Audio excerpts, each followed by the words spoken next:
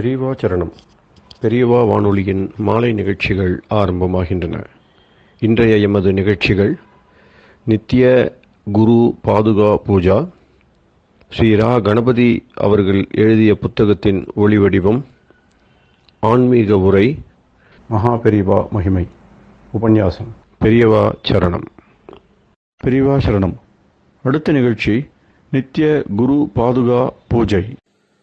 शुक्लां भरदरं विष्णुं शशिवर्णं चतुर्भुजं प्रसन्नवदनं ध्यायेत् सर्वविघ्नोपशान्तये।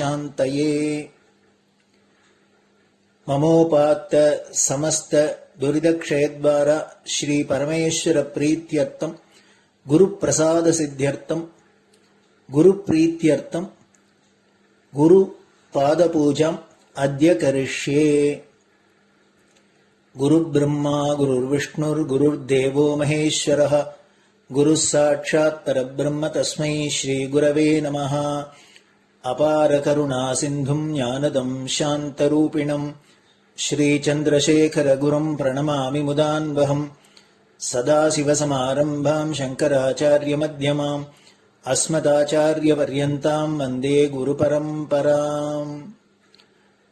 எல்லோரும் குருவை பெரிவாளை தியானம் பண்ணிண்டு அர்ச்சனை பண்ணுவோம்.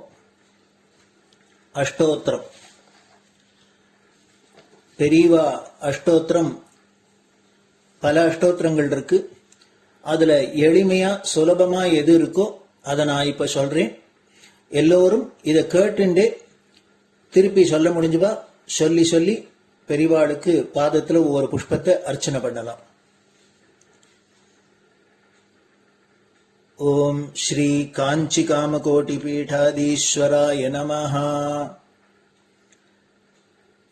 श्रीमत् चंद्रशेखरेन्द्र सरस्वती गुरुभ्यो नमः.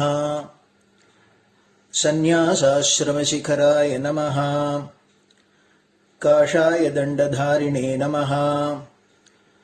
सर्वपीठापहारिणे नमः.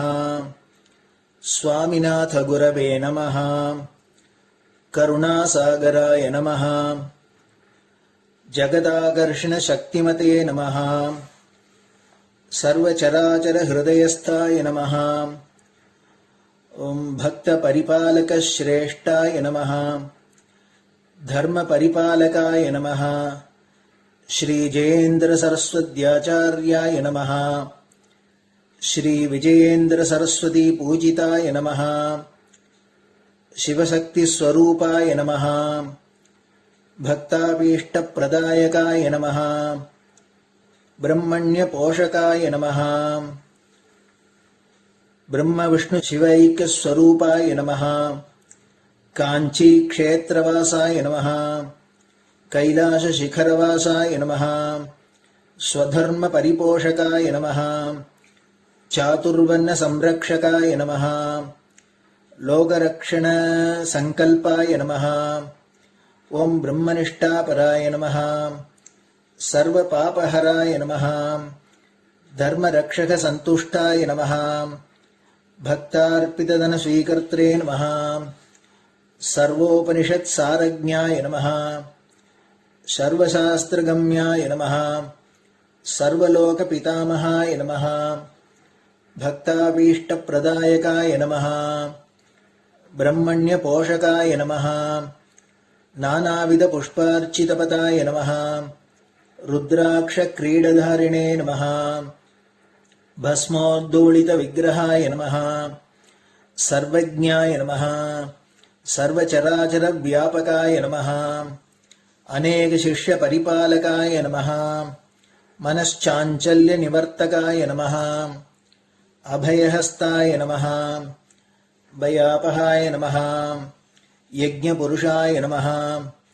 यज्ञानुष्ठान रुचिप्रदाय नमः. यज्ञसम्पन्नाय नमः. यज्ञसहायकाय नमः. यज्ञफलदाय नमः. यज्ञप्रियाय नमः. उपमानरहिताय नमः. स्फटिक तुलसी रुद्राक्ष हारधारिणे नमः. चातुर्वर्ण समदृष्टये नमः. ऋग्यजुस्साम अथर्वणादि चतुर्वेद संरक्षकाय नमः.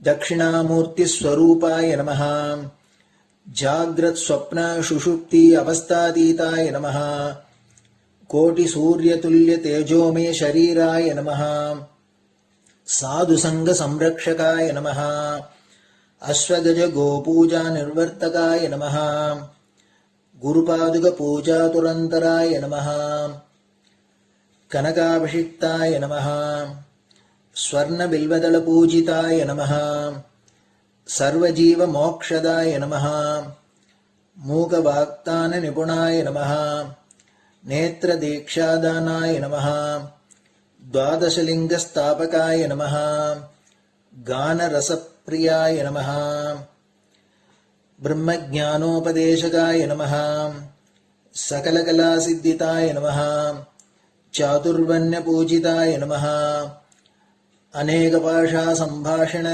कोविताय नमः अष्टसिद्धिप्रदायकाय नमः ओम श्री शारदामठसुस्थिताय नमः नित्यान्नदानसुप्रीताय नमः प्रार्थनामात्रसुलभाय नमः पादयात्राप्रियाय नमः नानाविधमतपण्डिताय नमः श्रुतिस्मृतिपुराणज्ञाय नमः देवयक्षकिन्नरकिंपुरुषपूज्याय नमः श्रवणानन्दकरकीर्तये नमः दर्शनानन्दाय नमः अद्वैतानन्दभरिताय नमः अव्याजकरुणामूर्तये नमः शैव वैष्णवादिमान्याय नमः श्रीशङ्कराचार्याय नमः दण्डकमण्डलोहस्ताय नमः वीणामृदङ्गसकलवाद्यनाथस्वरूपाय नमः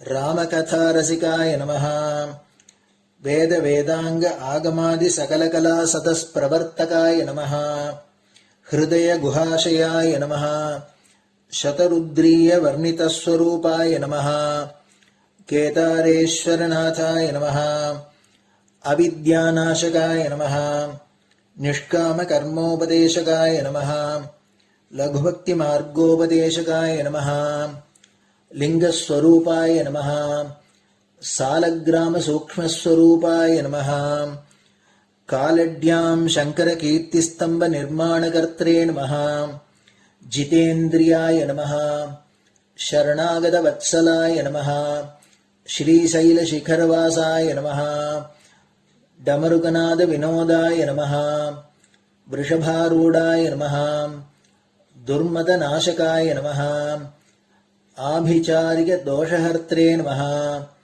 मिताहाराय नमः मृत्युविमोचकशक्त्याय नमः श्रीचक्रार्चनतत्पराय नमः दासानुग्रहकारकाय नमः अनुराधानक्षत्रजाताय नमः सर्वलोकख्यातशीलाय नमः वेङ्कटेश्वरचरणपद्मषट्पदाय नमः श्री महात्रिपुरसुन्दरी समेत श्री चन्द्रमौलीश्वर पूजाप्रियाय नमः श्रीमच्चन्द्रशेखरेन्द्र सरस्वती सद्गुरु परब्रह्मणे नमः गुरुभ्यो नमः परमगुरुभ्यो नमः परमेष्टिगुरुभ्यो नमः परात्परगुरुभ्यो नमः गुरुपरम्पराभ्यां नमः गुरुपादुकाभ्यां नमो नमः.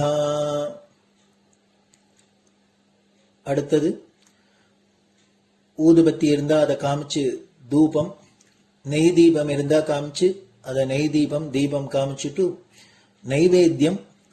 நைவேத்தியம் வெத்தலைப்பாக்கு பழம் இதுலேருந்து ஆரம்பிச்சு அவளுக்கு எது சௌரியமோ அதுபடி நைவேத்தியம் பண்ணலாம். அதுக்கு அடுத்தது கற்பூர ஹாரத்தி பண்ணி எல்லோரும் பிரதட்சிண நமஸ்காரம் பண்ணி பெரியவாள்கிட்ட பிரார்த்தனை பண்ணிண்டு எல்லோரும் க்ஷேமமா இருக்கணும், லோகம் பரம மங்களமா சௌக்கியமா இருக்கணும், எல்லோரும் வியாதி வெக்க இல்லாத ஆயுராரோக்கிய ஐஸ்வர்யத்தோட சாந்தம் அமைதியோட ஞான வைராக்கியத்தோட எல்லோரும் நல்லவர்களாயிருந்து நன்மையை அடையணும்னு பிரார்த்தனை பண்ணி இந்த பூஜையை தினம் செய்யலாம். குரு பிரம்மா குருர் விஷ்ணுர் குருர் தேவோ மகேஸ்வரः குரு சாட்சாத் பரபிரம்ம தஸ்மை ஸ்ரீ குரவே நமஹ. அபார கருணா சிந்தும் ஞானதம் சாந்தரூபிணம் ஸ்ரீ சந்திரசேகர குரும் பிரணமாமி முதான்வகம். சதாசிவசமாரம்பாம் சங்கராச்சாரிய மத்யமாம் அஸ்மதாச்சாரிய பர்யந்தாம் வந்தே குரு பரம்பராம். குரு பாத பூஜை நிறைவடைஞ்சது. பெரியவா சரணம். பெரியவா சரணம். பெரியவா வானொலியில் நேயர்கள் அடுத்து கேட்க இருப்பது ஸ்ரீ ரா கணபதி அவர்கள் எழுதிய புத்தகத்தின் ஒளி வடிவம். அளிப்பவர் ஸ்ரீமதி உமா சங்கர் அவர்கள். தேனினும் இனிய சொல்லான் தீச்சுடர் மேனி கொண்டான் ஊனுயிர்க்குயிரதான ஒன்றினைக் கலந்து நின்றான் ஏனினிக் கவலை நெஞ்சே இன்றுனக் அருள் செய்தான் இஞ்ஞானவான் காமகோட்டி நாதனை நம்புவோமே. ஜெய ஜெய சங்கர, ஹரஹர சங்கர. மகாபிரிவாளின் உபன்யாசங்களை ரா கணபதி அண்ணா தெய்வத்தின் குரல் என்ற பெயரில் 7 பாகங்களாக தொகுத்து அளித்ததின் 7ஆம் பாகத்தின் அடுத்த பகுதி. சான்றோர் மதத்தை காத்த மாதரசியர் மங்கையர்க்கரசியாரும் திருஞான சம்பந்தரும். பாண்டிய நாட்டில் அப்போதும் சமணர்களின் செல்வாக்கு அதிகம் இருந்தது. ராஜா மாரவர்மாவே அந்த மதத்துக்கு மாறிவிட்டான். ஒருத்தரும் சிவாலயம் போகக்கூடாது, விபூதி இட்டுக் கொள்ளப்படாது என்றெல்லாம் அவன் ஆட்சி பண்ணிவிட்டான். யதா ராஜா ததா பிரஜா, அரசன் எவ்வழி குடிகள் அவ்வழி என்பதால் ஜனங்களும் அதற்கு அடங்கி நடக்க வேண்டி இருந்தது. எல்லாரையும் விட ஒரு ராஜாவுக்கு கட்டுப்பட்டு அவன் நினைக்கிற பிரகாரமே பண்ண வேண்டியவர் மந்திரிதான். இதேபோல் ஒரு ஆண் பிள்ளைக்கு எல்லோரையும் விட அடங்கி இருக்க வேண்டியது அவனுடைய பெண்டாட்டிதான். பாண்டிய ராஜா விஷயத்திலோ வெளிப்பட காட்டிக்கொள்ளாவிட்டாலும் அவனுடைய மந்திரி குலச்சிறையாரும் பத்தினி மங்கையர்க்கரசியும் தான் உள்ளூர அவன் ஆக்ஞைக்கு கட்டுப்படாமல் இருந்தது. அந்த 2 பேரும் சிவபெருமானிடத்தில் பரமபக்தி கொண்டவர்கள். ராஜா ஆக்ஞையை, பத்தியின் உத்தரவை பகிரங்கமாக அவர்கள் ஆட்சேபிக்க முடியாவிட்டாலும் ரகசியமாக ஈஸ்வர ஆராதனையே பண்ணிக் கொண்டிருந்தார்கள். மங்கையர்க்கரசி புடவை, ரவிக்கைக்குள் விபூதி, ருத்ராட்சதாரணம் பண்ணிக்கொள்வாளாம். பதி சொல்லை எதிர்த்து சண்டை போடாமல் அதற்காக சாஸ்வதமான சனாதன தர்மத்தையும் விட்டுவிடாமல் இப்படி சாதுரியமாக நடந்து பார்த்தாள். ஆனாலும் அவளுக்கு மனசை உறுத்தி கொண்டுதான் இருந்தது. மனசாட்சிப்படி புருஷனையும் அனுசரிக்க முடியவில்லை, தைரியமாக தர்மத்தையும் அனுஷ்டிக்க முடியவில்லையே என்று வேதனைப்பட்டு கொண்டு இதற்கு என்ன விமோசனம் என்று அவள் கவலைப்பட்டு கொண்டே இருந்த போதுதான் அவளுடைய மனக்கவலைக்கு மருந்தாக அவளுக்கு ஒரு சமாச்சாரம் தெரிய வந்தது. சம்பந்தர் என்று ஒரு அருள் குழந்தை, அது சிவபக்தி மகிமையால் தேவாரம் பாடிக்கொண்டே என்னென்னமோ அற்புதங்களை பண்ணி இருக்கிறது. அப்படிப்பட்ட குழந்தை இப்போது திருமறை காட்டில், வேதாரண்யம் என்பது அதுதான், அப்பரோடு கூட இருக்கிறதாம். அது கால் வைக்கிற ஊரில் மற்ற மதம் போய் பூலோக கைலாசமாகி விடுகிறதாம் என்றெல்லாம் அவள் கேள்விப்பட்டாள். உடனே மந்திரியை கூப்பிட்டு ரகசியமாக ஆலோசனை பண்ணினாள். சம்பந்தரை எப்படியாவது மதுரைக்கு வர வைத்து விட்டால் பாண்டியனையும் பிரஜைகளையும் மறுபடி தன் மதத்துக்கு திருப்பி விடலாம், அதுதான் விமோச்சனத்துக்கு வழி என்று தோன்றுகிறது என்று குலச்சிறையாரிடம் சொன்னாள். அவரும் ஒப்புக்கொண்டார். 2 பேரும் சேர்ந்து சம்பந்தமூர்த்தி சுவாமிகளுக்கு தூதனுப்பினார்கள். அவரும் ஆனைமலை வழியாக வந்து சேர்ந்தார். கதையை ஓட்டமாக ஓட்டிக்கொண்டு போகிறேன். அவரை பார்த்த மாத்திரத்திலேயே அவர் பதிகம் பாடவில்லை, என் மாதிரி உபன்யாசம் பண்ணவில்லை, ஒரு அற்புதமும் பண்ணவில்லை. வெறுமே அவருடைய தர்சன மாத்திரத்திலேயே மதுரை ஜனங்களுக்கு ஒரு பக்தி வந்துவிட்டது. நடுவாந்தரத்தில் மங்கி கிடந்த மீனாட்சி சுந்தரேஸ்வர ஆலயத்துக்கு அவர் போக ஜனங்களும் ராஜ ஆக்ஞை பற்றி ஞாபகமே இல்லாமல் அவரோடு கூட்டமாக போனார்களாம். இதையெல்லாம் பார்த்துவிட்டு ஜைனர்கள் ராஜாவிடம் போய் வசியம் பண்ணுகிற துர்மாந்திரிக சக்தியோடு ஒரு சின்ன பிள்ளை வந்திருப்பதாகவும் அது தங்களுக்கு கண்டுமுட்டு என்றும் சொன்னார்களாம். இந்த தகவலை கேட்டது தனக்கு கேட்டுமுட்டு என்று பாண்டியன் சொன்னானாம். கண்டுமுட்டு என்றால் கண்ணால் பார்த்ததாலேயே தீட்டு என்று அர்த்தம். கேட்டுமுட்டு என்பது காதால் கேட்கிறதாலேயே ஏற்படும் தீட்டு. அவர்கள் சம்பந்தரை கண்டதாக சொன்னதை கேட்டதே தீட்டு என்று பாண்டியராஜா நினைத்திருக்கிறான். அந்த ஜைனர்கள் அன்றைக்கு ராத்திரி என்ன பண்ணினார்கள் என்றால், சம்பந்தர் தங்கியிருந்த மடத்துக்கு நெருப்பு வைத்து விட்டார்கள். பரமேஸ்வர சித்தம் என்ன என்று அப்போது சம்பந்தருக்கு புரிந்தது. மதுரையில் மறுபடியும் விபூதி ருத்ராட்சம் பரவ வேண்டும். பிரஜைகள் சிவபக்தி செய்தால் அதற்காக தண்டிக்கிற ராஜாவுக்கே தண்டனை கொடுத்து திருத்த வேண்டும் என்பதுதான் ஈஸ்வர சங்கல்பம் என்று தெரிந்து கொண்டார். அதனால் ஜைனர்கள் வைத்த நெருப்பு ராஜாவையே தாக்கி தண்டிக்கட்டும் என்று நினைத்தார். அமணர் கொழுவும் சுடர் பையவே சென்று பாண்டியர்க்காகவே என்று பாடினார். அந்த தீ வேகமாக போய் ராஜாவை தகித்து பொசுக்கி விடாமல் நிதானமாகவே உயிர் போகிற மாதிரி கொடுமை பண்ணாமலே அவனை வருத்த வேண்டும் என்ற கருணையால் தான் பையவே என்று சொன்னார் என்பார்கள். நெருப்பு பாண்டியன் வயிற்றிலே புகுந்து எரிச்சல் வலியாக வாட்டி தேகம் முழுக்க பரவ ஆரம்பித்தது. வெப்பு நோய் என்று அதை சொல்லி இருக்கிறது. அப்பருக்கும் சூலை நோய் என்று வயிற்றில் உபாதை கொடுத்தே ஈஸ்வரன் ஆட்கொண்டான். அவர் அப்போ தாமே போய் திலகவதியாரின் காலில் விழுந்து விபூதி வாங்கி கொண்டார். இப்போது பாண்டியனுக்காக மங்கையர்க்கரசி குலச்சிறையாரையும் அழைத்து கொண்டு சம்பந்தரிடம் போய் அவர் காலில் விழுந்தாள். முதலில் தன் பதியுடைய மதி திருந்த வேண்டும் என்பதற்காக சம்பந்தரை வரவழைத்தவள் இப்போது அவரிடம் பதி உயிர் பிழைக்க வேண்டும் என்று மாங்கல்ய பிட்சை வேண்டினாள். அவர் ஈஸ்வர சங்கல்பம் எப்படி இருக்கிறது என்று பிரார்த்தனா சக்தியினால் தெரிந்து கொண்டார். தாம் ராஜாவை சொஸ்தப்படுத்தி அதன் மூலம் வேத வேள்வியை நிந்தனை செய்துழல் அமணரை வாதில் வென்றழிக்க திருவுளமே ஈஸ்வரன் கொண்டிருப்பதாக சுந்தரேஸ்வர சன்னிதானத்தில் உத்தரவு பெற்று நேரே அரண்மனைக்கே வந்துவிட்டார். ராஜாவை குணப்படுத்துவதற்காக ஏகப்பட்ட ஜைனர்கள் தங்களுடைய மந்திரங்களை ஜபித்துக் கொண்டு மயில் பீலியும் கையுமாக கூடியிருந்த மண்டபத்தில் அவர்கள் எதுவும் செய்ய துணிந்தவர்கள். இப்படி இந்த சின்ன குழந்தை தன்னந்தனியாக வருகிறதே என்று அப்போது மங்கையர்க்கரசி பதறிவிட்டாள். அவரை பற்றி அவள் கேட்டிருந்த அற்புத சக்தியெல்லாம் அந்த சமயத்தில் அவளுக்கு மறந்து போய் ஒரு தாயாரின் ஹிருதயமே அவளிடம் பேசிற்று. மகாபிரிய மந்திரவாதிகள் இருக்கிற இடத்தில் இந்த குழந்தை பிள்ளை வருகிறதே, அதுவாகவேயா வருகிறது?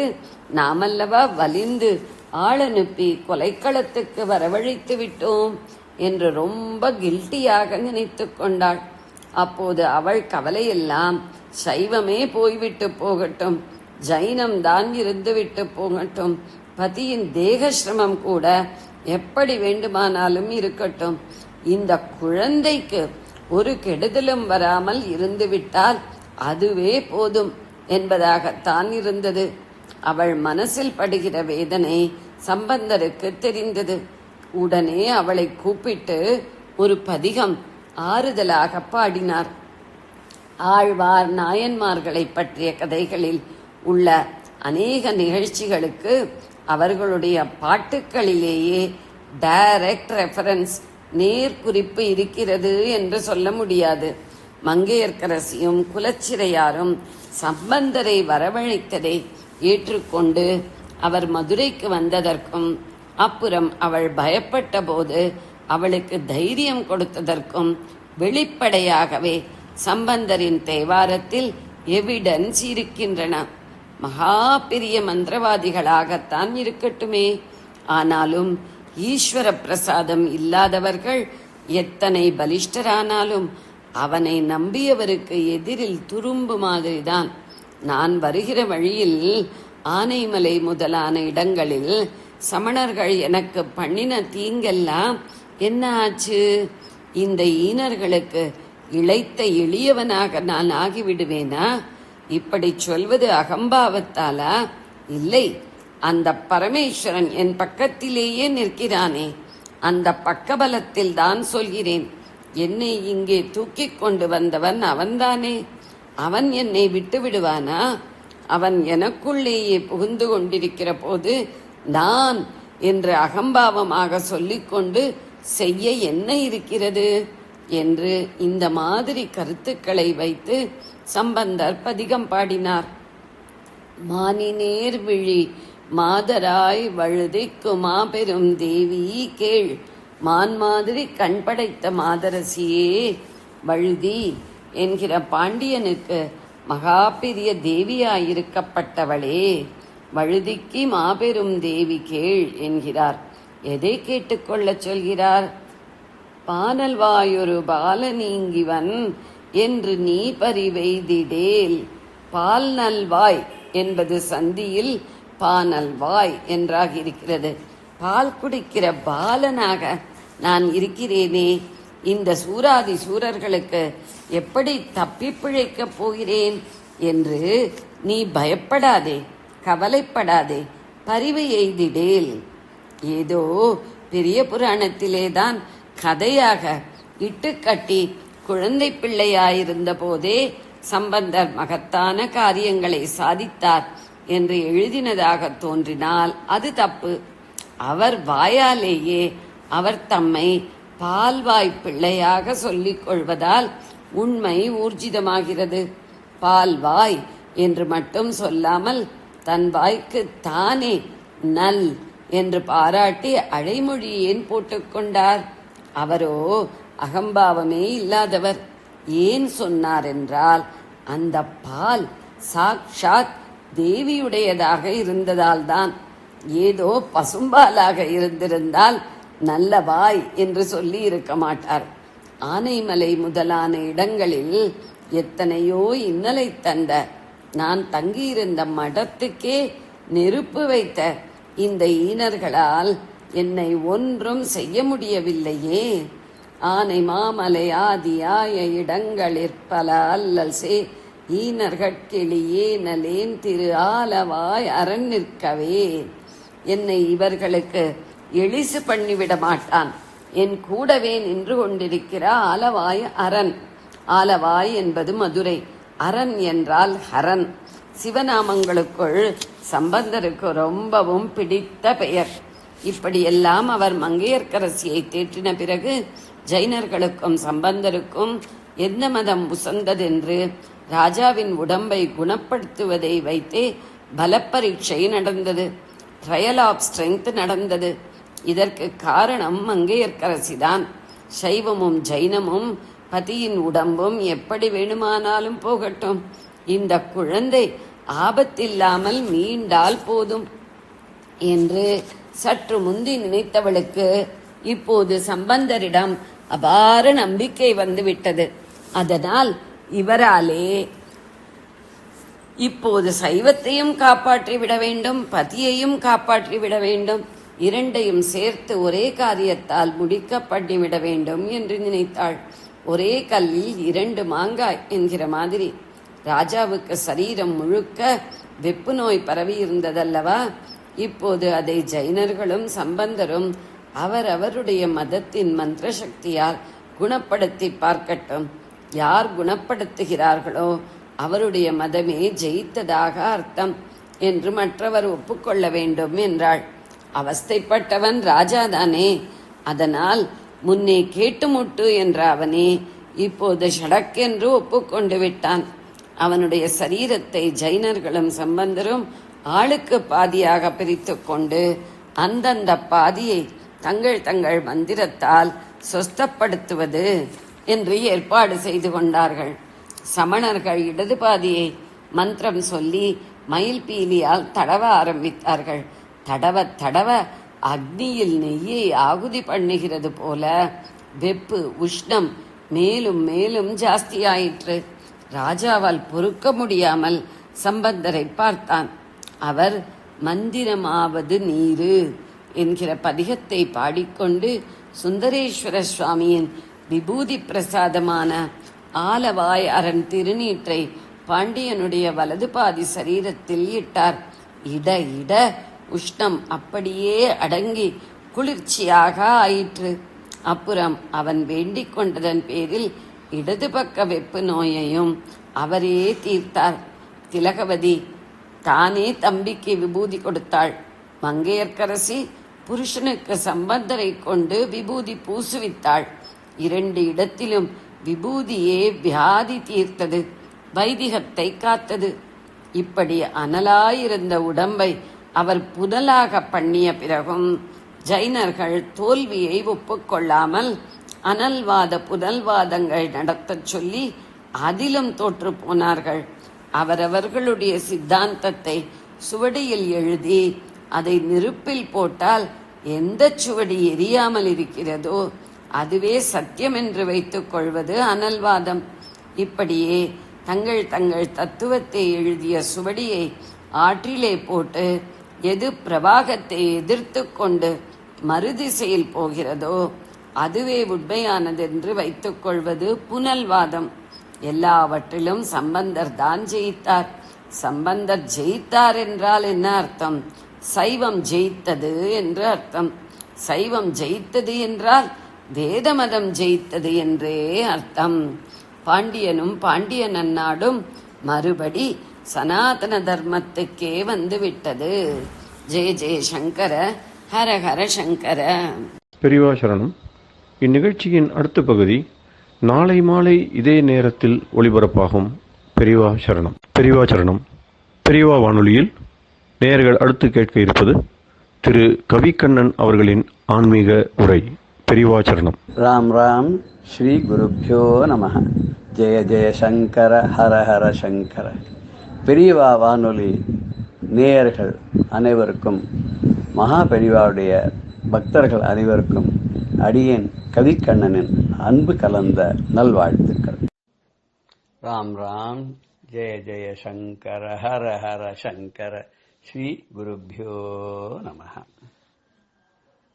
குருநாதன் மொழியே தேனினும் இனிமை, குருநாதன் மொழியே தேனினும் இனிமை, குருநாதன் வழியே சிவலோகம் காட்டும், குருநாதன் வழியே சிவலோகம் காட்டும், குருநாதன் பதமே குன்றின் மீதேற்றும், குருநாதன் பதமே குன்றின் மீதேற்றும், குருநாதல் கரமே குறையலாம் நீக்கும், குருநாதல் கரமே குறையெல்லாம் நீக்கும், குருநாதன் விழியே குற்றங்கள் போக்கும், குருநாதன் விழியே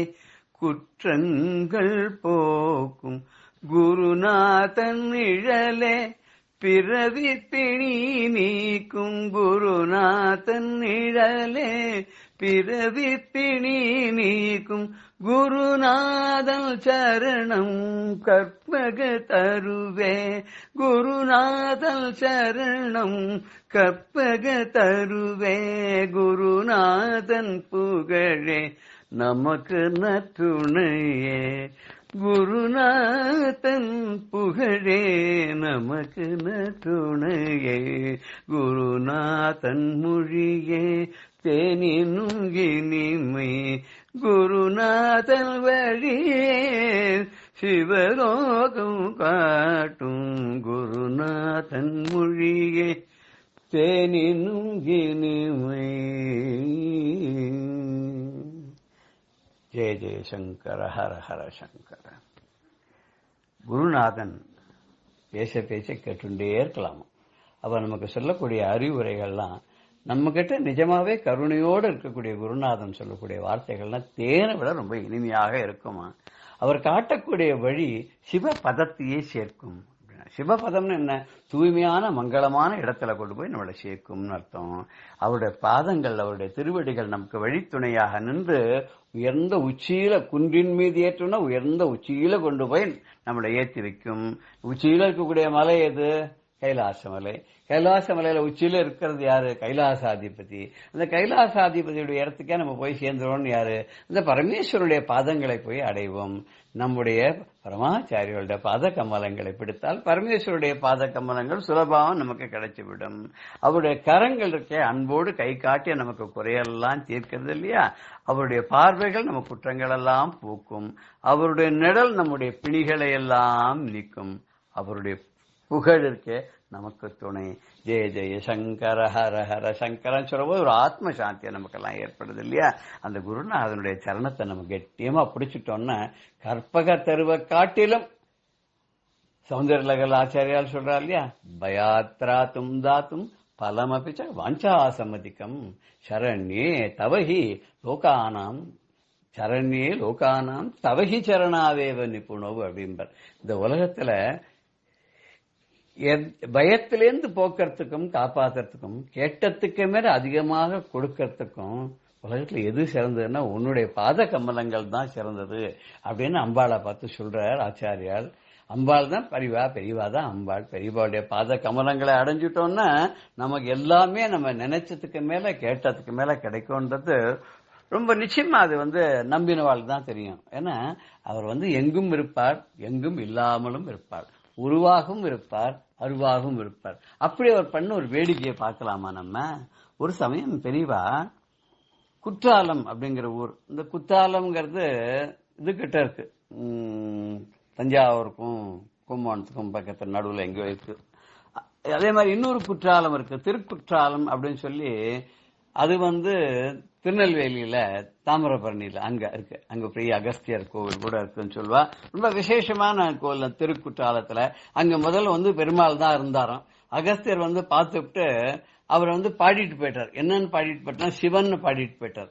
உடனே என்னாச்சு, பாடிட்டு போன உடனே அன்னைக்கு ஒரே மழையான மெதுவா கொட்டி, மணலா வாரி கொட்டி அப்படியே முழுக்க கோவில் முழுக்க மூடி போயிட்டான். மறுநாளைக்கு அந்த அத்தனையும் விலைக்கிட்டு நீக்கிட்டு சுத்தம் பண்ணி பார்த்தா அங்க திருக்குற்றாலநாதராக சிவனே இருந்தாராம். அது அகஸ்தியருடைய மகிமையை பத்தி சொல்லுவா. அது திருக்குற்றாலம். இது குத்தாலம்ங்கிறது காவேரி பக்கத்துல இருக்கு, காவேரி கரை இருக்கு, தஞ்சாவூர் பக்கத்துல இருக்கு. அங்க பெரியவா முகாம் பண்ணிருக்கா. ஒரு நாளைக்கு அங்கேருந்து தன்னோட மேனால உட்கார்ந்துட்டு, அதான் பல்லக்குன்னு சொல்றோமோ இல்லையா, சின்னதா பெட்டி மாதிரி இருக்கும், அது உள்ள காத்து கூட உள்ள நுழைய முடியாது, அதுல பயணம் பண்ணி எல்லாரும் கூட இருக்கிறவெல்லாம் முன்னாடி பின்னாடி அடியார்கள், பக்தர்கள், வேதியர்கள் எல்லாம் ஜெய ஜெய சங்கர ஹர ஹர சங்கர இந்த சத்தம் கேட்டுதுன்னு சொன்னா, இந்த நாம சங்கீர்த்தனம் கேட்டுதுன்னா பெரியவா வரான்னு அர்த்தம், வந்துருக்கான்னு அர்த்தம். இப்படி போயிட்டேக்க ராத்திரி 10-11 மணி ஆச்சு. வழி நெடுகளை அந்தந்த கிராமங்கள்ல இந்த ஜெய ஜெய சங்கர ஹர ஹர சங்கரன் கேட்டோம்னா ஜனங்கள்லாம் கூட்டிடுவா இல்லையா, பெரியவா வரா போல் இருக்க அப்படின்னு சொல்லிட்டு தரிசனம் பண்ணணுமேன்னு சொல்லி எல்லாரும் இது பண்ணிடுவா. யாருக்கு பாக்கியம் இருக்கோ அந்த இடத்துல மொத்தம் தான் பெரியவா சமிக்கை காய்ச்சி உள்ள டக்கு டக்குன்னு தட்டுவா. எல்லாரும் நிப்பா. உடனே அந்த மேனா கதவை அப்படி நைசா திறந்து தலையை எட்டி பார்த்து எல்லாருக்கும் தரிசனம் தருவா பெரியவா. அது மாதிரி இந்த ஒரு பர்டிகுலர் கிராமத்துக்கிட்ட போன உடனே மணி 11 மணி இருக்கும். ஜனங்கள் எல்லாம் காத்துட்டு இருக்கா. அங்கங்க பக்தர்கள் எல்லாம் பேச்சு குரல் எல்லாம் கேட்கறது. சரி, ஒருவேளை பெரியவா கதவை திறப்பாளோ அப்படின்னு சொல்லிட்டு அவருடைய தொண்டர்கள்லாம் கொஞ்ச நேரம் இங்க நிறுத்தி பாக்குறா. நிறுத்தி பார்த்தா ஒன்னும் சத்தமே காணும். எல்லாரும் என்ன நினைச்சுட்டா, பெரியவா தியானத்தில் இருக்காளோ, இல்ல பெரியவா ஒரு இதுவா ஆயாசமா அதுவா ரெஸ்ட் எடுத்துக்கிறாளோ என்னவோ தெரியல அப்படின்னு சொல்லிட்டு சாதாரணமா பெரியவா தானே தான் கதவை திறந்து தரிசனம் பண்ணுவா. யாரும் டிஸ்டர்ப் பண்றது கிடையாது. அன்னைக்கு ரொம்ப நேரம் எல்லாரும் பக்கத்துல இருக்கிறவாள்லாம் நாமாவளி எல்லாம் சொல்லிட்டு இருக்கா, தரிசனம் பண்ணணும்னு ஆசையோட காத்துட்டு இருக்கா. எல்லாம் கிராமத்துல எல்லாம் அக்ரஹார ஜனங்கள், மற்ற ஜனங்கள் எல்லாரும் இருக்கா. ஆனா ரொம்ப நேரம் பொறுத்து பார்த்தா கிட்டத்தட்ட 3/4 மணி நேரத்துக்கு மேல பொறுத்து பார்த்தா பெரியவா கதவை திறக்கிறதா இல்ல. வெளியில இருந்து பெரியவா அந்த மேனால இவா வெளியில இருந்து டொக் டொக் டொக் அப்படின்னு தட்டி பார்த்தா அவரை, பெரியவா என்ன சொல்றா பாக்கலான்னு. அப்பவும் சத்தமே வரல. இவெல்லாம் பயந்து போயிட்டா. ஐயோ பெரியவாளுக்கு என்ன ஆச்சோ தெரியலையே அப்படின்னு சொல்லிட்டு டக்குன்னு கதவை திறந்து பாக்கலான்னு கதவை திறந்து உள்ள பார்த்தா பெரிய அதிர்ச்சி என்னன்னா, உள்ள பெரியவாளை காணும். என்ன ஆச்சு, எங்கேயாவது வழியில இறங்கி விட்டாரா பெரியவா? நாம எங்கேயுமே நிறுத்தவே இல்லையே, நம்ம அப்படியே தோல்ல தூக்கின்னா வந்துட்டு இருக்கோம். முன்னாடி 2 ஆள் பின்னாடி 2 ஆளா தூக்கி வந்துட்டு இருக்கோம். அந்த மேனாவை பெரியவா எங்கேயுமே பேசல, நிறுத்தல, ஒண்ணும் பண்ணல. எங்க உள்ள பெரியவாளை காணுமே. சரி டார்ச் எல்லாம் அடிச்சு பார்க்கலாம், விளக்கெல்லாம் ஏற்றி உள்ள பார்த்தா உள்ள காணவே காணோம். பயந்து போய் கதவை டக்குன்னு மூடிட்டு என்ன பண்றதுன்னு தெரியல. மீனாவை ஒரு திண்ணை மேல வச்சா. எல்லாரும் ஆலோசனை பண்றா, என்ன பண்ணலாம், பெரியவாளை காணுமே, என்ன பண்றது, எங்க தேடுறது பெரியவாளை அப்படின்ற போது டக் டக் டக் டக்குன்னு சத்தம் கேட்டுதான்.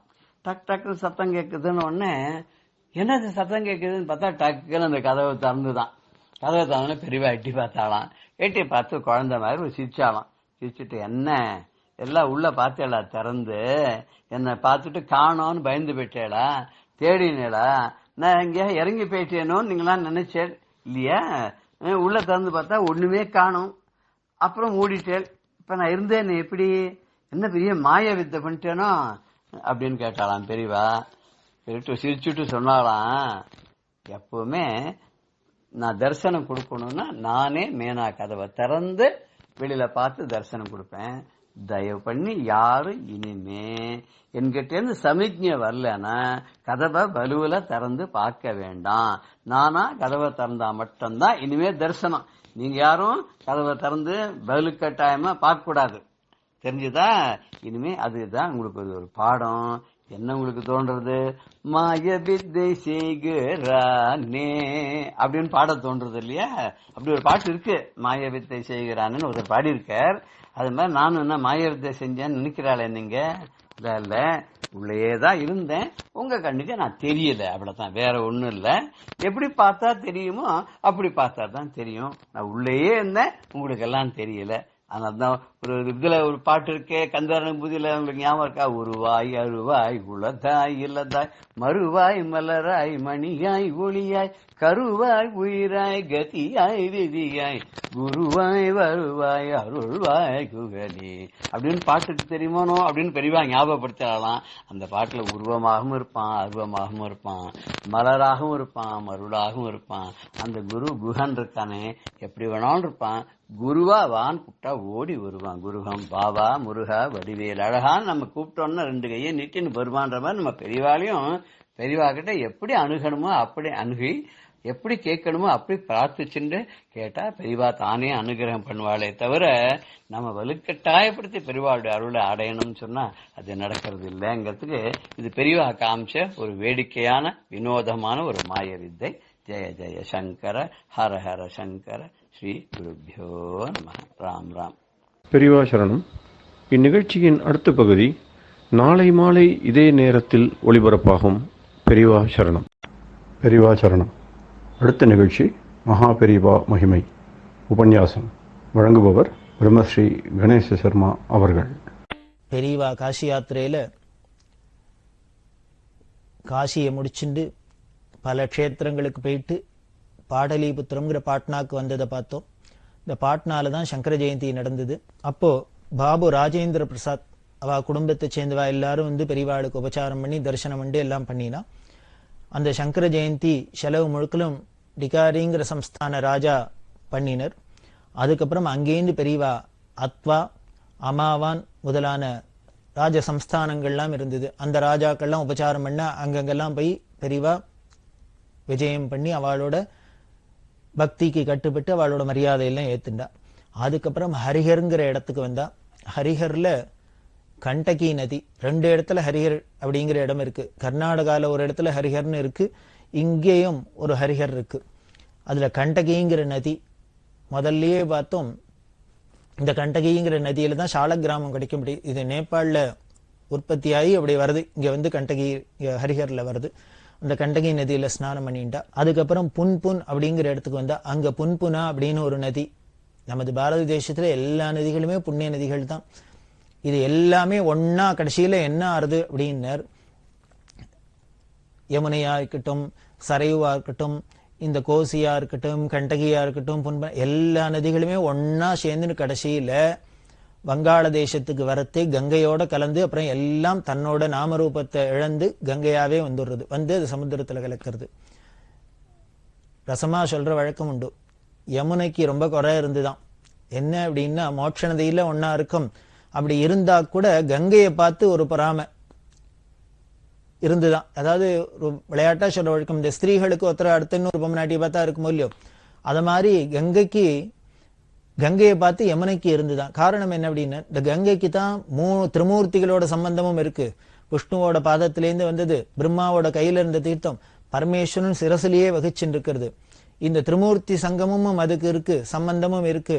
நமக்கு அப்படி இல்லையே, வெறும் விஷ்ணு சம்பந்தம் மட்டும்தானே இருக்கு. ஏன்னா கிருஷ்ணாவதாரத்துல முழுக்க முழுக்க இந்த யமுனையில தானே அத்தனை பண்ணினதும் அப்படின்னு அது குறையா இருந்ததும். அதனால என்ன பண்ணினாளான்னு, அலகாபாத்ல பிரயாகையில இந்த கங்கையோட கலந்து தன்னோட நாம ரூபத்தையும் அழிச்சுண்டு அந்த சிவசம்பந்தம் ஏற்பட்டால்தான், அந்த திரிமூர்த்தி சம்பந்தம் இருந்தாதான் நமக்கு பெருமை அப்படின்னு தன்னோட யமுனைங்கிற தன்னோட பேரு உருவத்தையே அழிச்சுன்னு கங்கையாவே மாறிவிட்டா அப்படின்னு சொல்ற வழக்கம். அதே மாதிரிதான் சரையுக்கும் அப்படி இருந்தது அப்படின்னு சொல்லுவா. இந்த சரையு பார்த்தீங்கன்னா ராமரோட சம்பந்தப்பட்டது, அதுக்கு வெறும் ராமர் சம்பந்தம் மட்டும்தானே இருக்கு, திரிமூர்த்தி சம்பந்தம் வேணும்னு அது ஆசைப்பட்டு இங்க வந்துடுத்தான். இந்த பாட்னாக்கு முன்னால் தான் சரையும் இந்த கங்கையோடய கலந்துடுறது.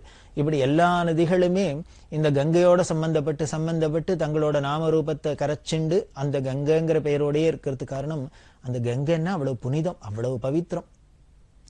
அதனாலதான் அப்படி இந்த புன்புனா நதி அதெல்லாம் அதுல ஸ்நானம் பண்ணிட்டா.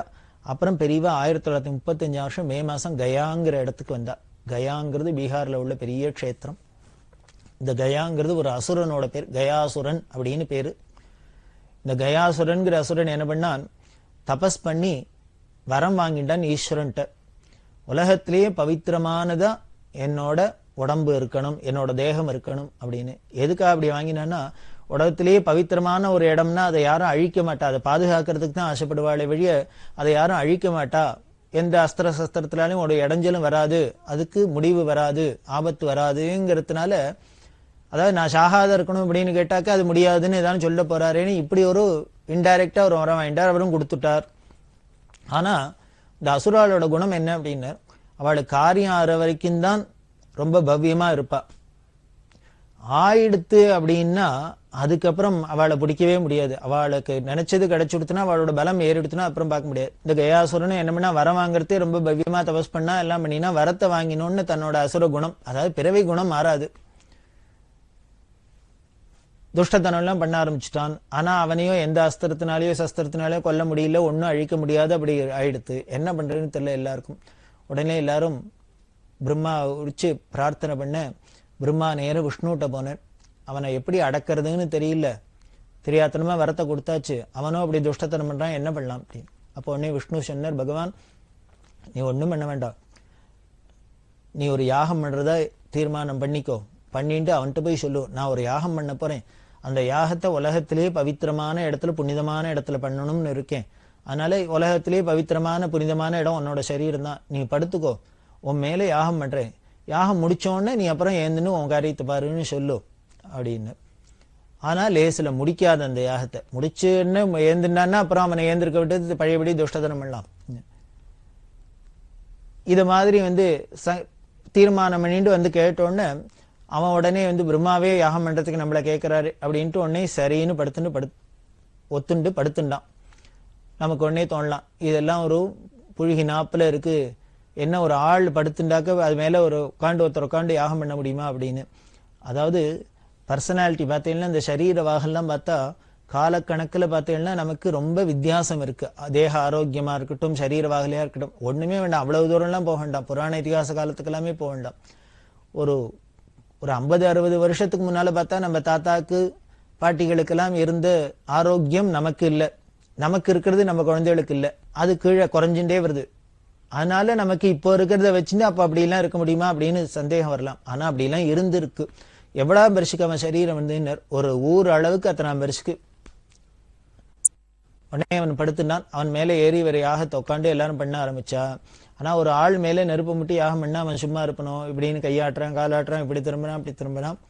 அது யாகத்துக்கு டிஸ்டர்பன்ஸா இருந்தது, என்ன பண்றதுன்னு தெரியல. உடனே விஷ்ணுவை பிரார்த்தனை பண்ண, விஷ்ணு வந்தார். அவன்கிட்ட சொன்னார், அப்பா இந்த யாகம் முடிகிற வரைக்கும் நான் காலை வச்சு அழுத்திக்கிறேன், நீ ஆடாதா சங்காத இருக்க, அதுக்கப்புறம் எடுத்துடுறேன் அப்படின்னார். அவனு சரின்னா தூக்கி அவன் மேல காலை வச்சார் விஷ்ணு. தன்னோட பாதத்தை வச்சவர் என்ன பண்ணார், மகாபலிக்கு பண்ணினாப்பல வச்சு அழுத்தினவர் அழுத்தினதாவே இருக்கு. இன்னி வரைக்கும் காலை தூக்கல, அவன் எழுந்திருக்கல. அவர் தூக்கிட்டார்னா அவ்வளவுதான். இவர் விஷ்ணு காலை வச்சு அழுத்தின் இருக்கிறதையே நாம பார்க்கிறோம். எப்படி அந்த பிரதேசங்கள்லாம் வயலன்ஸ் இருக்கு, எப்படி துஷ்டாளா இருக்கா அப்படின்னு. இன்னும் அவர் காலையும் எடுத்தா என்ன ஆகும்? அப்படி அந்த வச்சிருக்கிறதுனால அந்த விஷ்ணு பாதம், அந்த கயால என்னன்னா வேற ஒன்றும் பெருசா சுவாமி கோவில் கிடையாது, விஷ்ணு பாதத்துக்குன்னே கோவில்.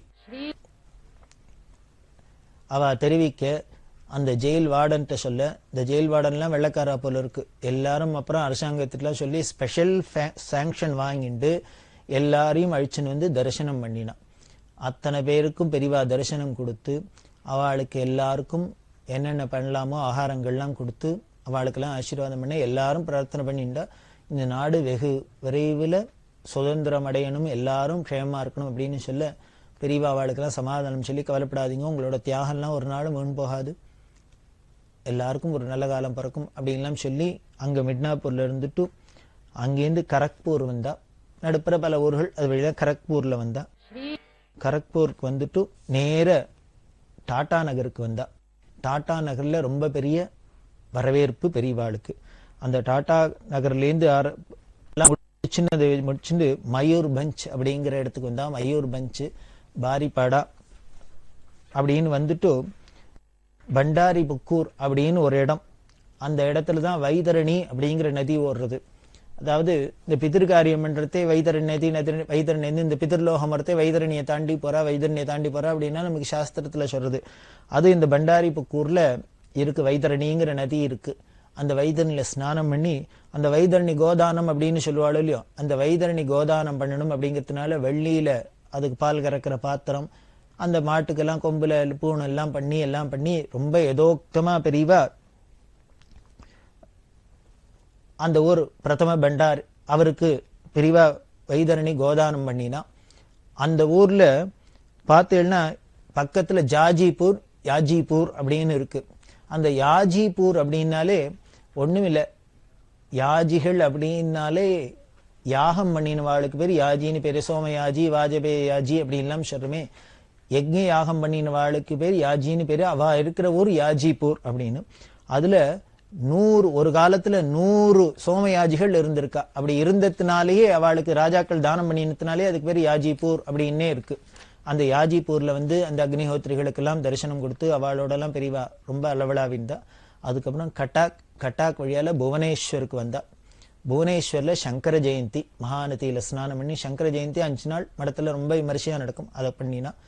அதுக்கு அப்புறம் முகுந்தபூர் அப்படிங்கிற இடத்துக்கு வந்தா. முகுந்தபூருக்கு அப்புறம் சாட்சி கோபால் அப்படின்னு இருக்கு. அந்த சாட்சி கோபால்ங்கிற க்ஷேத்திரத்துக்கு வந்தா. இந்த சாட்சி கோபால்ங்கிற அந்த ஊர் பேர் வந்ததுக்கு காரணமே அங்க கிருஷ்ணர் சாட்சி சொன்னதுனால சாட்சி கோபால் அப்படின்னு. அது என்ன அப்படின்னா, காஞ்சிபுரத்துல ஒரு ராஜா இருந்தார். அந்த ராஜாவோட பொண்ணு இந்த ஒரிசால உள்ள ராஜாவோட பிள்ளைக்கு கல்யாணம் பண்ணி கொடுத்திருந்தார். அப்படிதான் ஒருத்தருக்கு ஒருத்தர் வந்தா. அப்போ இந்த காஞ்சிபுரத்துல இருந்த கோபாலன் அங்க சீரா கொடுத்தா. அப்படி காஞ்சிபுரத்துல இருந்த கோபாலன் அங்க ஒரிசாக்கு போனார். அதனால சாட்சி கோபால் அப்படின்னு. சாட்சின்னு எதுக்காக வந்தார்னா, ஒரு வேத வித்து இருந்தார். அவர் காசி யாத்திரை போனார் காஞ்சிபுரத்திலேருந்து. அப்போ கூட தன்னோட சிஷ்யன், தங்கிட்ட படிச்சிருந்த சிஷ்யனை கைங்கிறதுக்கு அழிச்சுன்னு போனார். அவன் அழிச்சுன்னு போறதே அந்த காலத்துல காசி யாத்திரை பண்ணி வருஷக்கணக்காகுமே. அப்படி போற வழியில மத்திய பிரதேசத்துல போறதே அவருக்கு ரொம்ப உடம்பு சரியில்லாத போயிடுத்து. இந்த குழந்தை தான் ரொம்ப கைங்கரியெல்லாம் பண்ணி அவரை உடம்பை தெம்பாக்கி திருப்பி காசி யாத்திரை பண்ணி கங்கா ஸ்நானம் பண்ணி அழிச்சுன்னு தான். அதுக்கு முன்னால துவாரகைக்கு போனார். அவர் ரொம்ப கிருஷ்ண பக்தர். துவாரகைக்கும் போறதே இப்படி உடம்பு சரியில்லாத போயிருக்கிறதே இவன் கைங்கரியம் பண்ணினதுனால அந்த கிருஷ்ணரை பார்த்தோன்னே இவருக்கு ரொம்ப சந்தோஷம் வந்துடுத்து. இவ்வளவு சிரமம் நம்ம பார்க்கவே மாட்டோம், வழியிலே போயிடுவோம்னு நினைச்சவன் இந்த குழந்தை நம்மள தெம்பாக்கி சிரிப்பி கொண்டு கிருஷ்ணரை தரிசனம் பண்ணி வச்சுட்டானே அப்படிங்கிறதுனால என்ன பண்ணார், அந்த உணர்ச்சி வசப்பட்டு அந்த பையன்கிட்ட சொன்ன, உன்னாலதான்ப்பா என்னோட கிருஷ்ணன் தரிசனம் கிடைச்சது, அதனால இப்ப சொல்ற இந்த கிருஷ்ணர் சந்நிதியில சாட்சியா என்னோட பொண்ணை உனக்கு கல்யாணம் பண்ணி கொடுத்துட்றேன் அப்படின்னு இவர் வாக்கு கொடுத்தார். சரின்னு வந்தாச்சு திருப்பி காஞ்சிபுரத்துக்கு. இவ யாத்திரை முடிச்சுன்னு வந்தோடனே இந்த ஊருக்கு வந்தோடனே இப்போ அங்க கிருஷ்ணர் சன்னதியில கொடுத்தது மறந்து போகல அவருக்கு. இப்போ அப்ப ஏதோ உணர்ச்சி வசத்துல சொல்லிட்டார். இங்க வந்தோடனே ஸ்டேட்டஸ் எல்லாம் பார்க்க ஆரம்பிச்சுட்டார், நம்ம பொண்ணமே இவனுக்கு கொடுக்கறதாவது அப்படின்னு. இப்ப தரமாட்டேன்ட்டார். அந்த பையன் கேட்டான், நீங்க அங்கதானே கிருஷ்ண சாட்சியா சொன்னேள், தரேன்னு இப்ப தரமாட்டேன்னு சொன்னா நீங்களே வாக்கு தவறலாமா அப்படின்லாம் சொல்ல அவர் மாட்டேன்லாம் சொன்னா அவர் சொன்ன நான் சொன்னேன்னா அதெல்லாம் அந்த கிருஷ்ணர் வந்து சாட்சி சொல்லட்டும்ட்டார். உடனே ராஜாட்ட கேஸ் போச்சு. கேஸ் போனாக்க கிருஷ்ணர் வந்து சொல்லட்டும், கிருஷ்ணர் சாட்சி சொன்னாங்கிற அவர் வந்து சொன்னா நான் கொடுக்குறேன் அப்படின்னு விட்டார். உடனே இந்த பையன் என்ன பண்ணா நேர திருப்பி போயிட்டான். போய் வடதேசத்துல போய் அந்த கிருஷ்ணர்கிட்ட பிரார்த்தனை பண்ண, எனக்கு அந்த பொண்ணு வேணுங்கிறதுக்காக இல்ல, என்னோட குருநாதர் சத்தியசந்தர் அவர் என்னமோ தெரியல அஜ்ஞானத்துல இப்போ இங்க வாக்க கொடுத்துட்டு உன் சன்னதியில வாக்க கொடுத்துட்டு இவர் மாட்டேன்னு மாத்தி பேசுற, அதனால அவருக்கு தோஷம் வந்துடப்படாது, அவர் சத்தியத்திலேருந்து மீறப்படாது, அதனால அவருக்கு ஒரு தண்டனை வந்துடப்படாது, உன்னோட கோபத்துக்கு ஆளாயிடப்படாது, அதனால நீ வந்து ராஜசபையில சாட்சி சொல்லணும் அப்படின்னு சொல்ல கிருஷ்ணர் சொன்ன, நான் உன்னோட வரேன், ஆனா நீ திரும்பி பார்த்தாக்கா அங்க நின்னுடுவேன், பகவத் பாதாளுக்கு சாரதா சொன்னாப்பில் போல இருக்கு, எங்க திரும்பி பார்க்கறே அங்க நின்னுடுவேன் அப்படின்னார். அதனால இந்த பையனும் நேர கண்ணை மூடிட்டு பேசாத வரான். சுவாமி வர்றது பின்னால அவனுக்கு சத்தம் கேட்கறது. இந்த காஞ்சிபுரம் எல்லை வந்தான். எல்லை வந்தோன்னு அந்த கியூரியாசிட்டி என்னன்னா, இத்தனை நாள் நடந்து வந்திருக்கான் இல்லையா, பகவானை கூட அழிச்சுன்னு வந்திருக்கான். அழிச்சுன்னு வந்தோடனே அப்பா அழிச்சுன்னு வந்துட்டோம், அவர் வந்து சாட்சி சொல்ல போறார், எல்லாம் நல்லபடியா நடக்க போறது அப்படிங்கிற சந்தோஷத்துல திரும்பி பார்த்தா அங்கேயே நின்னுட்டார். எல்லை வரைக்கும் வந்தவர் ராஜாவோட அரண்மனைக்கு போகாத, ஊருக்குள்ள வர முடியாத அங்கேயே நின்னுட்டார். அப்படி சாட்சி கோபால் அங்கேயே சிலையா நின்றுட்டார். அப்புறம் இந்த குழந்தை போய் சொல்ல, உடனே ராஜா என்ன திடீர்னு ராத்திரியில ஒரு சிலை மலைச்சிருந்துன்னா எல்லாரும் வந்து பார்க்க மாட்டால, உடனே ராஜா வந்து பார்க்க அப்படி சிலையா இருந்த சுவாமியா, ஆமா ஆமா அவர் எதற்கு தான் சொன்னார் அப்படின்னு சொல்லி, இப்ப கிருஷ்ணரை பார்த்தோன்னு இவருக்கு இந்த வைதிகருக்கு பழையபடி மனசு மாறி எடுத்தோம். ஆமா ஆமா நான் சொன்னேன், நான் இப்ப வார்த்தையை மாத்தி பேசின தப்பு தான், இந்த குழந்தை ஒன்னையே கட்டி இழுத்துன்னு வந்துட்டானா இவ பிள்ளை விட ஒரு பெரிய பக்தன் வேற யாரும் இருக்க முடியாது, அதனால இவனுக்கே கொடுக்குறேன்னு குழந்தைய கல்யாணம் பண்ணி கொடுத்தார். அப்படி இந்த பையனுக்காக வந்து சாட்சி சொன்னதுனாலே அவருக்கு சாட்சி கோபாலன்னு பேரு. அன்னியிலேருந்து காஞ்சிபுரத்துல இருந்தார். அதுக்கப்புறம் தான் இந்த ஒரிசால இருக்கிற ராஜா தன்னோட பிள்ளைக்கு இந்த காஞ்சிபுரத்து ராஜாவோட பொண்ணை கல்யாணம் பண்ணிக்க, அவர் கிருஷ்ண பக்தனா இருந்ததுனால அந்த ராஜா கேட்டார், எனக்கு ஒரு சீரும் கொடுக்க வேண்டாம், இந்த கிருஷ்ணரை மட்டும் கொடு அப்படின்னு. அதுக்கப்புறம் தான் ஒரிசால போச்சு. அது இந்த புரிங்கிற ஜெகநாத கஷேத்திரத்துக்கு பக்கத்திலே இருக்கிறதுனால அந்த ஊருக்கு பேரே சாட்சி கோபால் அப்படின்னு இருக்கு. இந்த கதையெல்லாம் சொல்லி பெரியவா காஞ்சிபுரத்திலேருந்து இவர் ஒரிசாக்கு வந்தவர் தான் அப்படின்னு சொல்லி காஞ்சிபுரத்திலேருந்து வந்து பெரியவா தரிசனம் பண்ணிட்டு புரிங்கிற ஜெகநாதபுரிக்கு போனா, அங்கதான் ஆதிசங்கர் பகவத் பாதாள ஸ்தாபிதம் பண்ணின கிழக்கு திக்குல இருக்கிற பீடம். அந்த பீடத்துல போய் பெரியவா ஜெகநாதரை தரிசனம் பண்ற, புரி ஜெகநாதர். பெரியவா சரணம். இந்நிகழ்ச்சியின் அடுத்த பகுதி நாளை மாலை இதே நேரத்தில் ஒளிபரப்பாகும். பெரியவா சரணம். பெரியவா சரணம். அடுத்த நிகழ்ச்சி திருவாசக இன்னிசை. வழங்குபவர் ஸ்ரீ சத்குருநாத தேசிகர் அவர்கள். பெரியவா சரணம். திருச்சிற்றம்பலம். திருவெம்பாவை. மொய்யார் தடம் பொய்கை புக்கு முங்கேரன்ன, மொய்யார் தடம் பொய்கை புக்கு மூகேரன்ன, கையார் குடைந்து குடைந்து உன் கழல் பாடி ஐயா வழியடியோம், ஐயா வழியடியோ வாழ்ந்தோங்கானாரழல் போல் செய்யா வெண்ணீராடி செல்வா சிறு மருங்குல்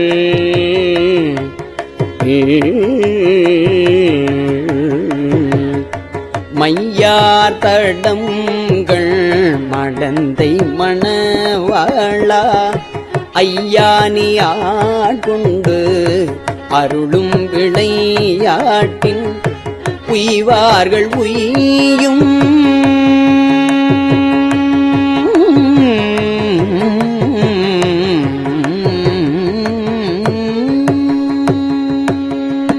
உய்வார்கள் உய்யும் வகையெல்லாம் உய்ந்தொழிந்தோம் எய்யாமற் காப்பாய்,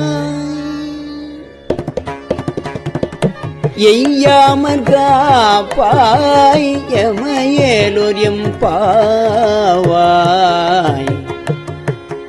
எம்பாவாய்.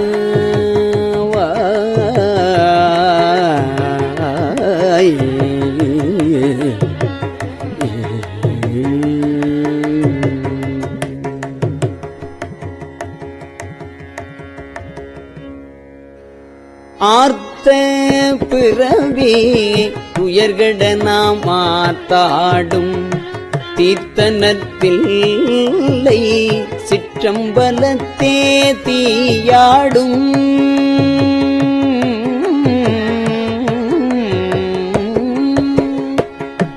ஆர்த்த பிறவி துயர்கட நாமாத்தாடும் தீர்த்தனத்தில்லை சிற்றம்பலத்தே தீயாடும் கூத்தன் இவ்வானு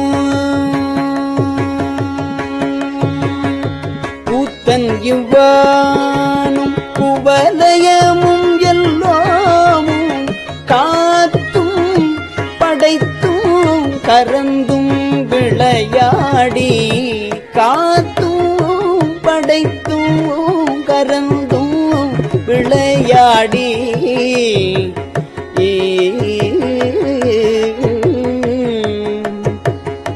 வார்த்தையும் பேசி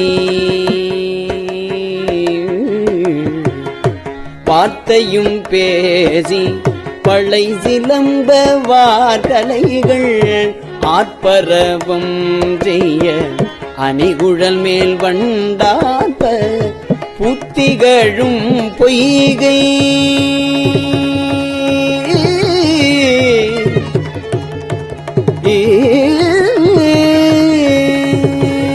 புத்திகழும் பொய்கை குடைந்துடையான் பொற்பாதம் ஏத்தி இருஞ்சுனை நீராடேலோரியம் பாவாய்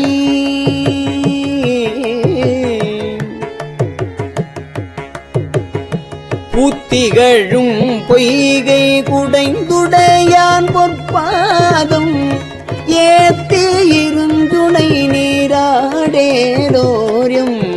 பாவாய்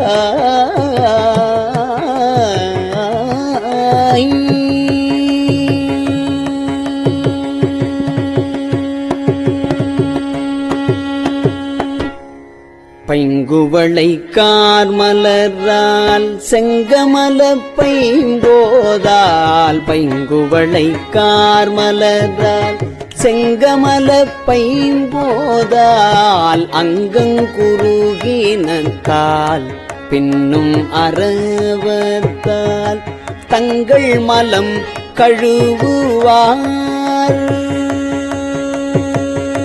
தங்கள் மலங் கழுவுவார் வந்து சார்தலினால் எங்கள் பிராட்டியும் எங்கோனும் போன்றிசைந்த பொங்கு மடுவில் புகப்பாய்ந்து பாய்ந்து நம் சங்கம் சிலம்ப சிலம்பு கலந்தார்ப்ப கொங்கைகள் பொங்க குடையும் புனல் பொங்க கொங்கைகள் பொங்க குடையும் புனல் பொங்க பங்கைய பூம்புனல் பாய்ந்து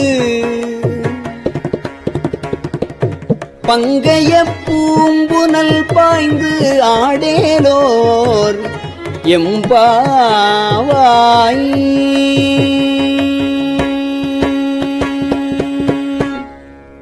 காதார் குழையாட பைம்பூன் கலல் ஆட காதார் குழையாட பைம்பூன் கலல் ஆட கோதை குழல் ஆட வண்டின் குழாமாட கோதை குழல் ஆட வண்டின் குழாமாட சீத புனலாடி சிற்றம்பலம் பாடி சீத புனலாடி சிற்றம்பலம் பாடி வேத பொருள் பாடி அப்பொருளாமாவாடி சோதி திறம் பாடி சூழ்குன்றை தார் பாடி ஆதி தீரம் பாடி அந்த மாமா பாடி பேதித்து நம்மை வளர்த்தெடுத்த பெய்வளை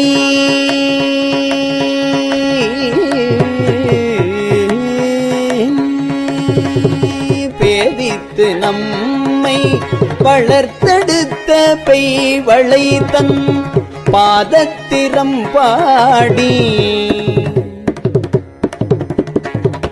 பாதத்திரம் பாடி ஆடேலொரியம் பாவாய்.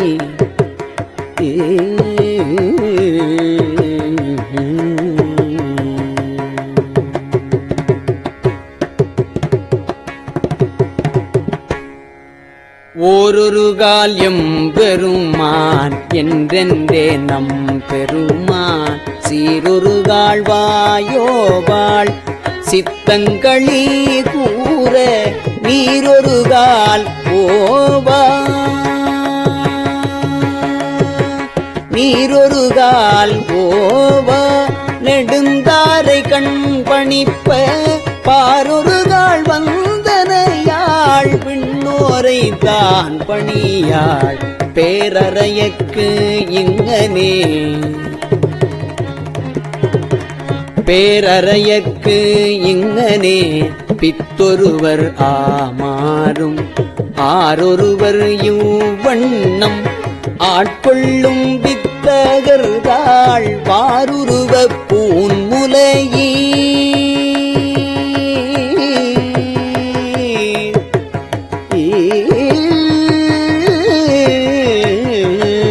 வாருருவ பூன்முலையே வாயார நாம் பாடி ஏருருவ பூம்புனல் பாய்ந்து ஏருருவ பூம்புனல் பாய்ந்து ஆடேலொரு எம்பாவாய்.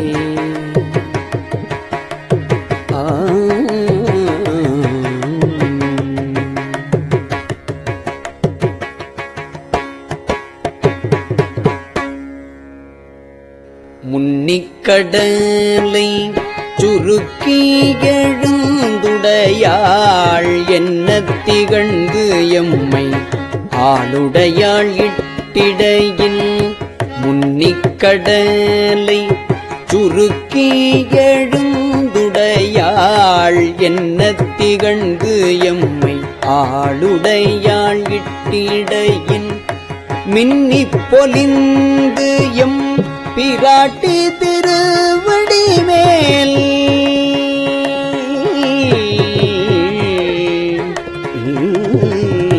மின்னிப் பொலிந்து எம் பிராட்டி திருவடி மேல் பொன்னம் சிலம்பி சிலம்பி திருப்பூருவம் என்ன சிலை குலவி என்ன சிலை குலவி நம் தம்மை ஆளுடையாள் தன்னில் பிரிவிலா எங்கோமன் அன்பர்க்கு முன்னே அவள் நமக்கு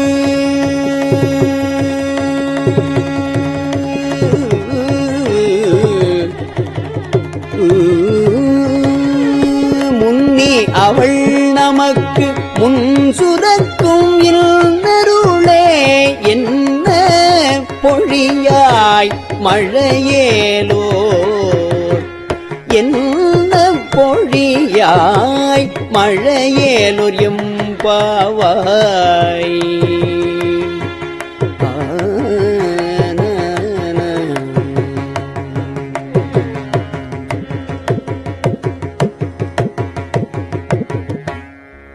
செங்கணவன் பால் திசைமுகன்பால் தேவர்கள் வால் எங்கும் இல்லாததோர் இன்பம் நம்பாலதா செங்கணவன் பால் திசைமுகன்பால் தேவர்கள் பால் எங்கும் இல்லாததோர் இன்பம் நம்பாலதா கொங்குன் கருங்குழலி நம் தம்மை கோதாட்டி இங்கு நம் இல்லங்கள் தோறும் எழுந்து அருளே செங்கமல பொற்பாதம் தந்தருளும் சேவகனை அங்கள் அரசை அடியோங்கட்காரமுதை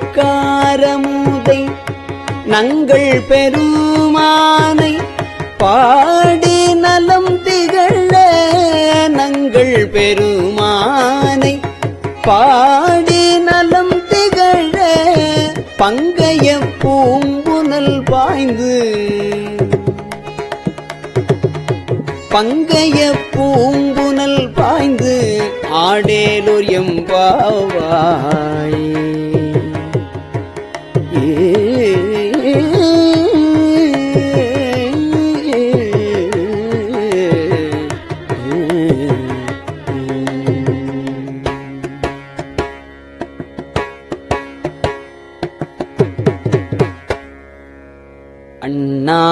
அண்ணாமலையான் அடிக்கமலம் சென்று இறைஞ்சும்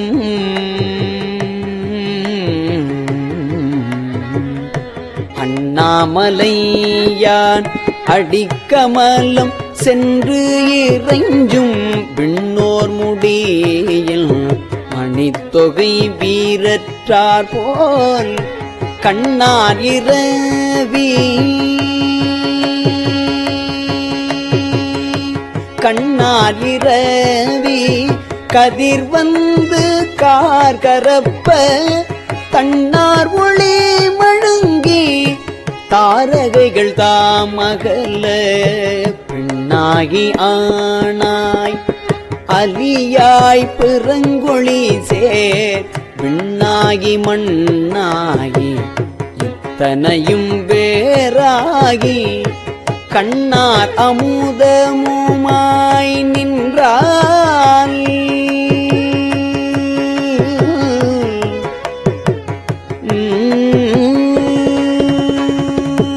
கண்ணார் அமுதமுமாய் நின்றால் கடல் பாடி பெண்ணே பூம்புனல் பாய்ந்து பெண்ணே பூம்புனல் பாய்ந்து ஆடேலோர் எம்பாவாய்.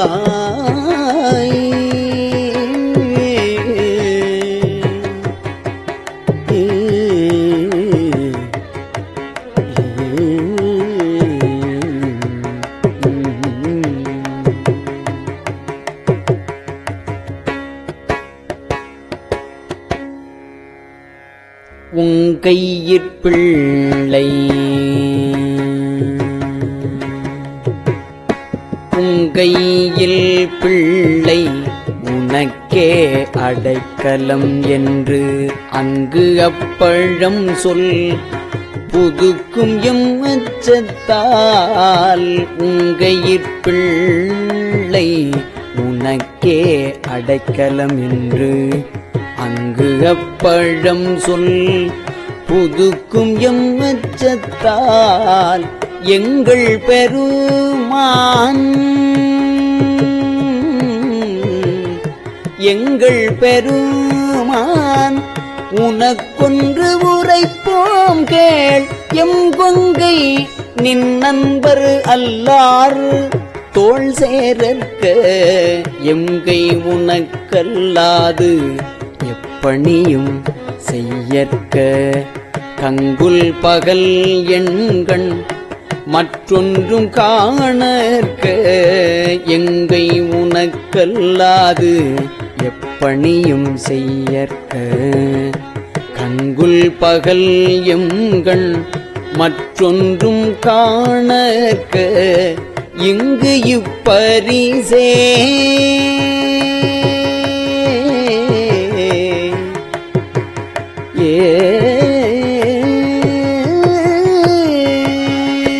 இங்கு இப்பரிசே எமக்கெங்கோ நல்குதியேல் எங்களிலம் ஞாயிறு எமக்கேலோர் எம்பாவாய். இங்கு இப்பரிசே எமக்கெங்கோ நல்குதியேல் எங்களிலம் ஞாயிறு எமக்கேலோர் எம் பாவாய்.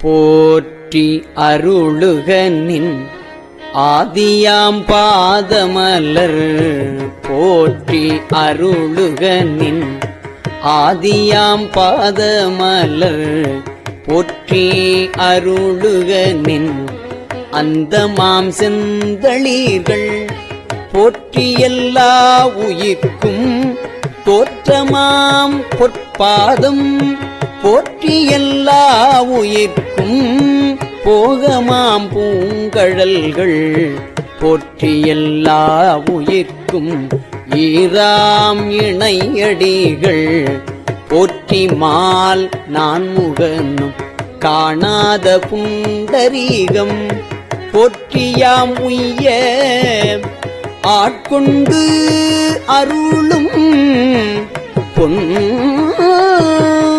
மலர்கள் போற்றியாம் மார்கழி நீர் ஆடேரொரியும் பாவாய் போற்றியாம் உய்ய ஆட்கொண்டு அருளும் பொன்மலர்கள்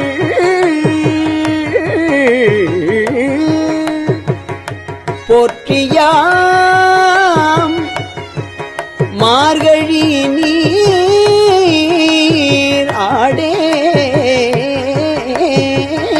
ஆடேலோர் எம்பாவாய்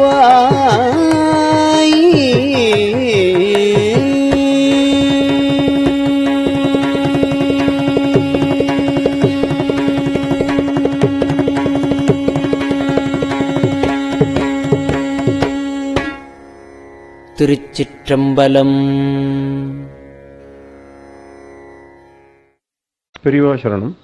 இந்நிகழ்ச்சியின் அடுத்த பகுதி நாளை மாலை இதே நேரத்தில் ஒளிபரப்பாகும். பெரியவா சரணம். பெரியவா சரணம். பெரியவா வானொலியின் இன்றைய நிகழ்ச்சிகளின் நிறைவாக திருப்பொன்னூசல் வழங்குபவர் சத்குருநாத தேசிகர் அவர்கள். பெரியவா சரணம். திருச்சிற்றம்பலம். திருப்பொன்னூசல். மாதாடு பாகத்தன் உத்தரகோசமங்கை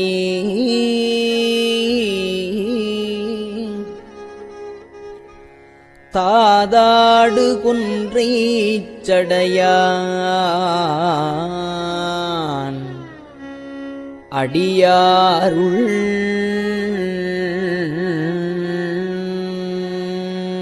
கோதாட்டி நாயேனை ஆட்கொண்டு என் தொல்பிறவி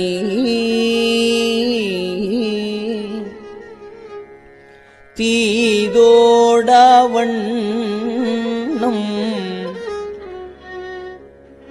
திகழ பிறப்பறுப்பான்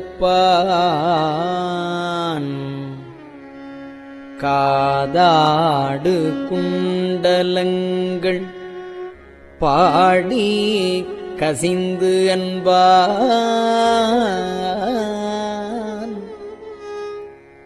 போதாடு பூன்முலையே போதாடு பூன்முலையே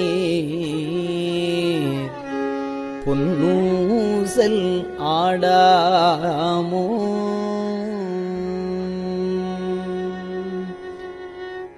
திருச்சிற்றம்பலம்.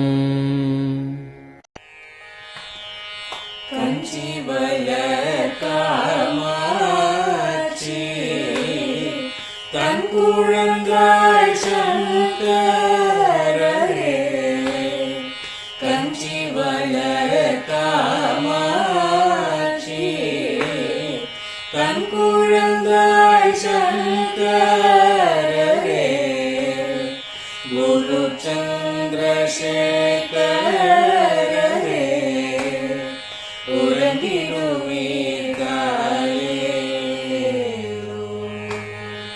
உறங்கிடுவீர்களே.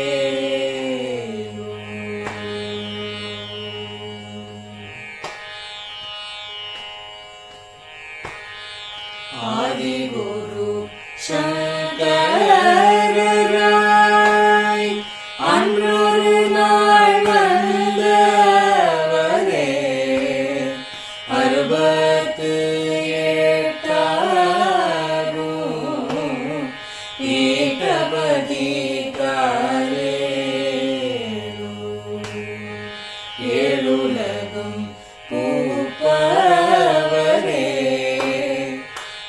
காப்பவரே கடப்பவரே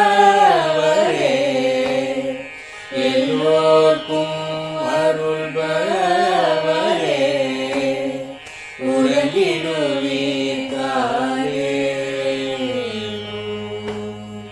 அயனுடனே மாலவனோ தேடிய பொற்பதத்தவரே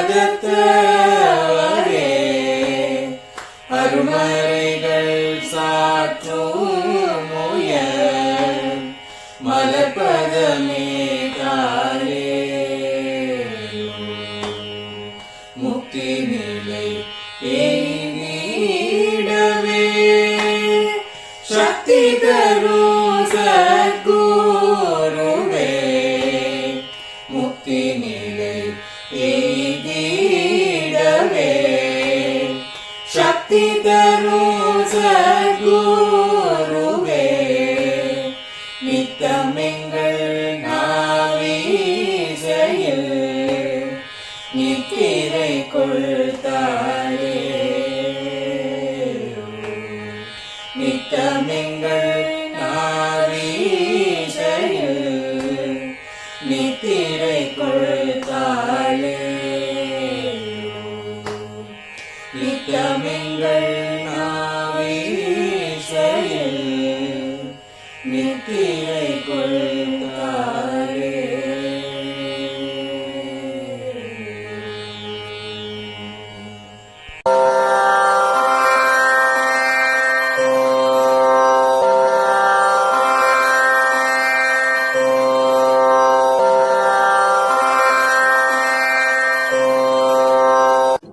பெரியவா சரணம். பெரியவா வானொலியின் மாலை நிகழ்ச்சிகள் இத்துடன் நிறைவடைகின்றன. எமது அடுத்த ஒளிபரப்பு நாளை காலை இந்திய நேரப்படி 6 மணிக்கு துவங்கும். பெரியவா சரணம்.